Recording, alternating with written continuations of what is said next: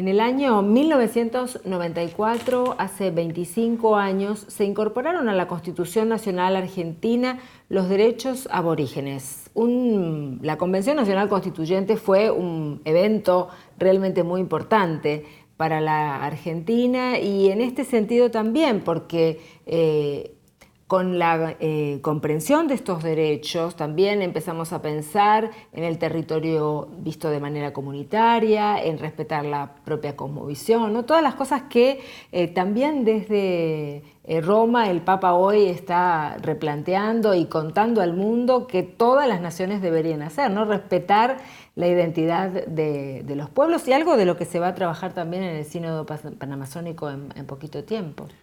Sí, sin ninguna duda. En nuestro país, a partir de esa reforma constitucional, adquirió una entidad jurídica muy importante este derecho y fue un paso más de los muchos derechos que, gracias a Dios, estamos redescubriendo y volviendo a poner sobre el tapete y que nos van permitiendo darle más cuerpo, más entidad a nuestra vida democrática, porque todos, absolutamente todos, tenemos derechos y tenemos que interactuar desde los derechos.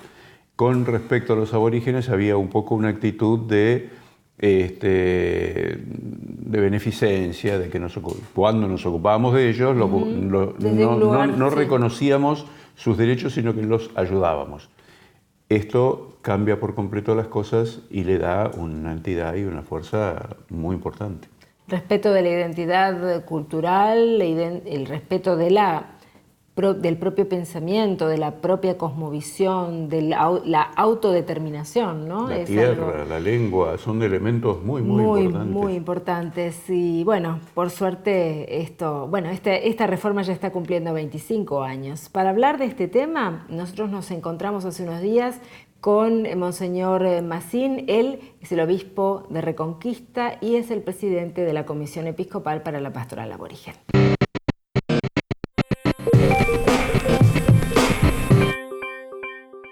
La incorporación de los derechos a la Constitución Argentina del 94 recorre un largo camino. Primero, estos derechos vienen inscritos en la misma condición, naturaleza de los pueblos.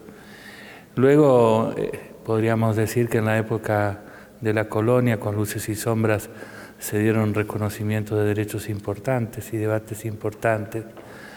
No fue un momento menor el debate por la independencia de nuestro país en 1816. Las actas de esa independencia fueron escritas en español, en quechua y en guaraní, expresando la participación y el valor que se le daba a los pueblos indígenas en ese tiempo. Luego de un periodo de invisibilización y de silencio, hacia los años 60 se vuelve a retomar el acompañamiento y el reconocimiento de las comunidades aborígenes, también el protagonismo por parte de ellos. Y es así que se llega entonces, después de tener en cuenta convenios internacionales, tratados internacionales, al reconocimiento, la palabra precisa sería esa, reconocimiento de los derechos indígenas preexistentes en nuestra Constitución Nacional. Fue una experiencia interesante porque participaron, primero siendo informados de lo que significaba la reforma. En ese tiempo se trabajó mucho con las comunidades. Es un tiempo de un compromiso importante, no solamente de ENDEPA, sino de otras organizaciones sociales, para dar a conocer o para ayudar a los pueblos originarios a tomar conciencia de sus derechos.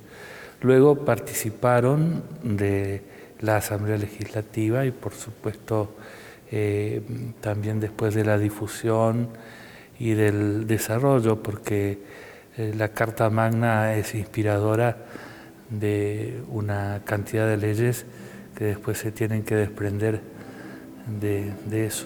Bueno, los cambios que introduce el artículo 75 son varios y se proyectan en el tiempo de un modo cada vez más amplio.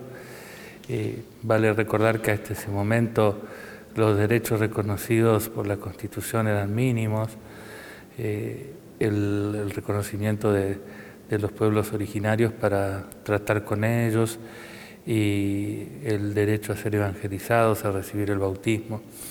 A partir del artículo 75 se introducen varios aspectos que son fundamentales, como por ejemplo el derecho al reconocimiento del pueblo y la preexistencia como tal, es decir, a la identidad, y junto con la identidad a la autodeterminación de ese pueblo respecto de los caminos a seguir en adelante. Otro aspecto que es fundamental del artículo 75 de la Constitución Nacional es el relevamiento de las comunidades existentes y el reconocimiento de los territorios que le corresponden como consecuencia de esa identidad y presencia histórica. Otro aspecto que tiene que ver con los derechos indígenas que está en la Carta Magna es el tema del reconocimiento de las lenguas y la posibilidad de recuperar las lenguas para que los indígenas puedan formarse en su cultura y desde su cultura sin perder la lengua materna. Por poner algunos ejemplos de lo que significó esta reforma muy significativa, muy relevante para la continuidad y la presencia de los pueblos originarios. Sí, la Iglesia tuvo momentos de luces y sombras en este sentido. No podemos negar, como dice el Papa Francisco, que en algunos momentos y en algunas zonas de América Latina y también en Argentina estuvo ligada al proceso de la conquista, incluida la violencia.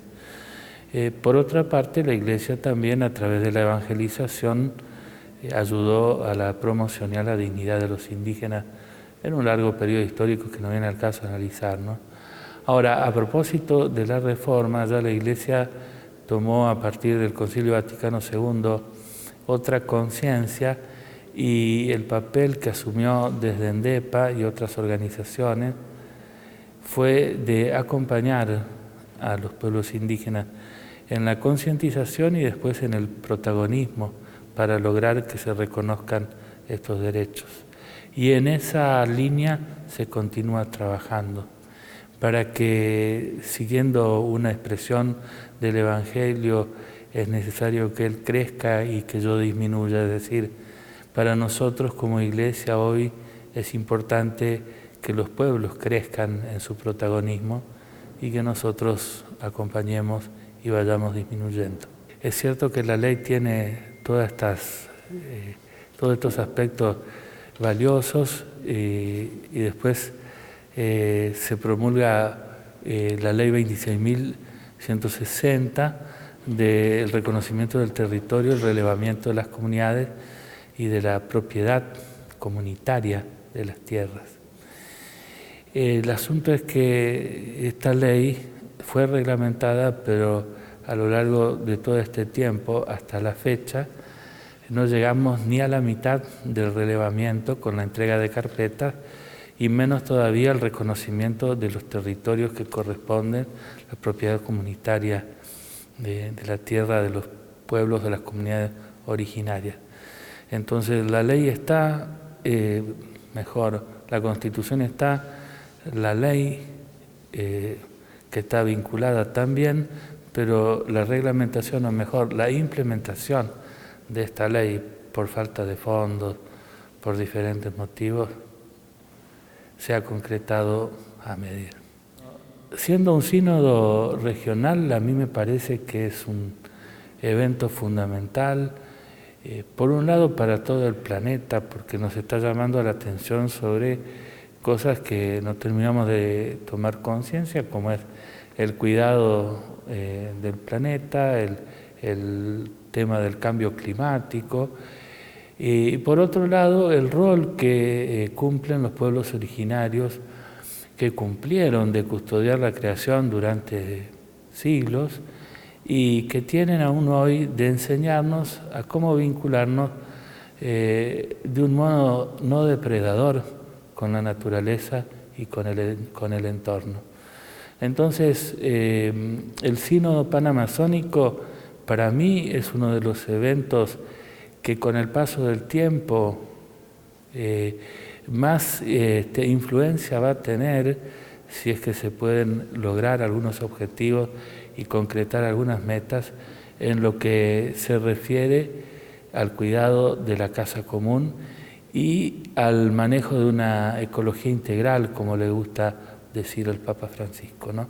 Es decir, una ecología profundamente vinculada a la persona humana y a la cultura, no vista y aislada, tomada por sí misma. El trabajo que se hace con los pueblos originarios desde la pastoral aborigen fue variando con el paso del tiempo. En un primer momento, como aludía hace un rato, predominó la concientización